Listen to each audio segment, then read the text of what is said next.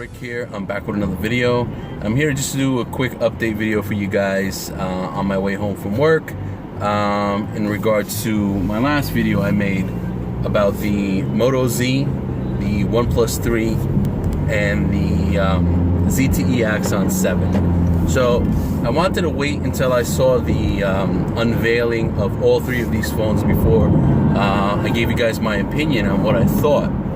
And I have to say, you know, all these phones are great. I'm kind of disappointed with Motorola and with the Moto Z, because Motorola had the opportunity to hit this out the park. And one of the ways they could have did that was with the base phone, because I know they're really banking on the modular design, and it's cool. Don't get me wrong, I really like the modular design. I like how they implemented it, how you just, with magnets, stick it on the back. Cool. So much better than LG. But they made the base phone trash. So basically you have like a 12 megapixel front facing camera. You only have one speaker.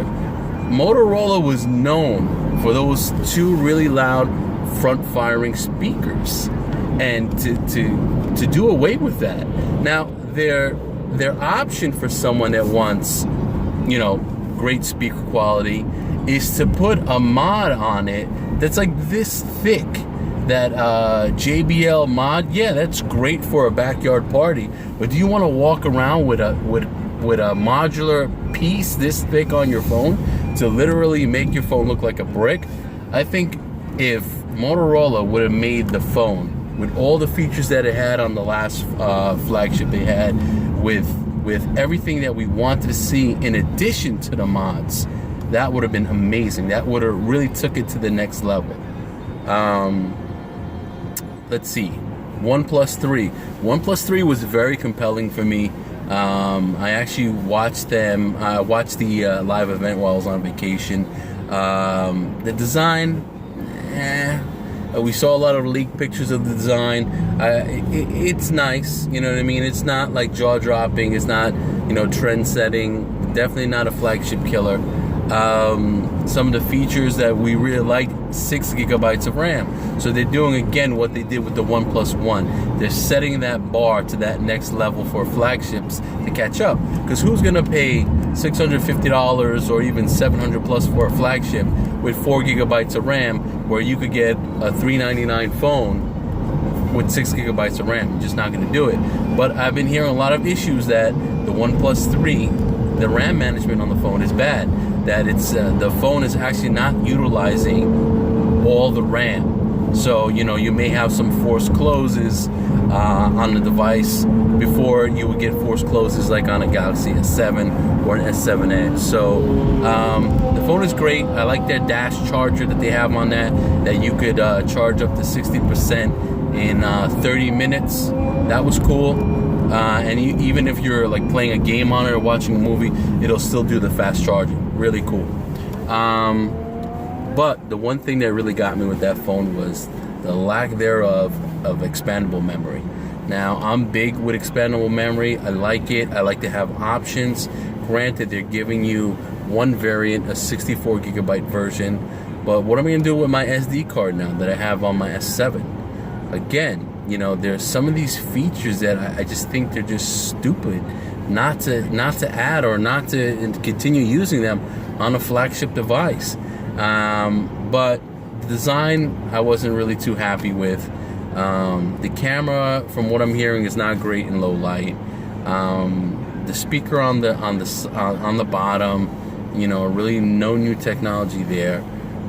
And, you know, to be honest with you, it came as my second runner-up. I was this close to ordering it. You know, great that they got rid of the invite system as well.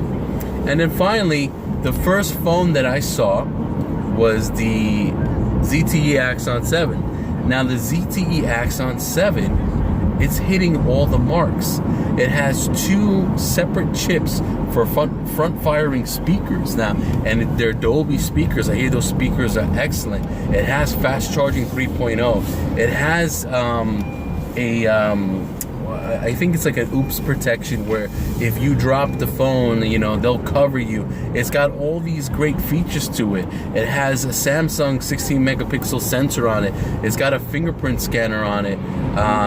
You know, it's just hitting all the marks. So I think my next phone is definitely going to have to be the ZTE Axon 7. Now, if we're looking in that budget price point, anywhere from $450 to $300, out of those three phones, I think I gotta go with the ZTE Axon 7, because Motorola is bragging about this modular design, how you could make the phone your own. Yes, if I'm paying $300 plus for a phone, or $350 or $400 for it, and then I gotta spend another $89 to get some of the features that it used to have, that's just stupid. It doesn't make sense. Now, I like the modular aspect of it, but it has to make sense.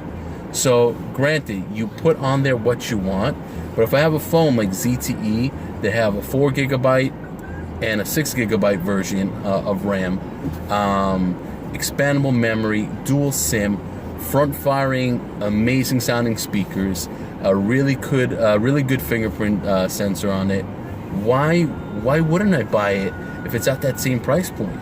So I think my next phone is going to be the ZTE Axon 7. Oh, and the next thing that I hated about Motorola, they announced it in June, and they say it's not coming till late fall or sometime in the fall, maybe September if we're lucky, and it's going to be a Verizon exclusive. Are you kidding me? They pride themselves on having unlocked versions last year where you don't have to go to a carrier, you don't have to be locked into a contract, and then they go team up with Verizon. I think big fail for Motorola this time around. But guys, that's my video. Let me know what you guys think. Leave a comment in the comment section below, and I'll see you guys in the next one.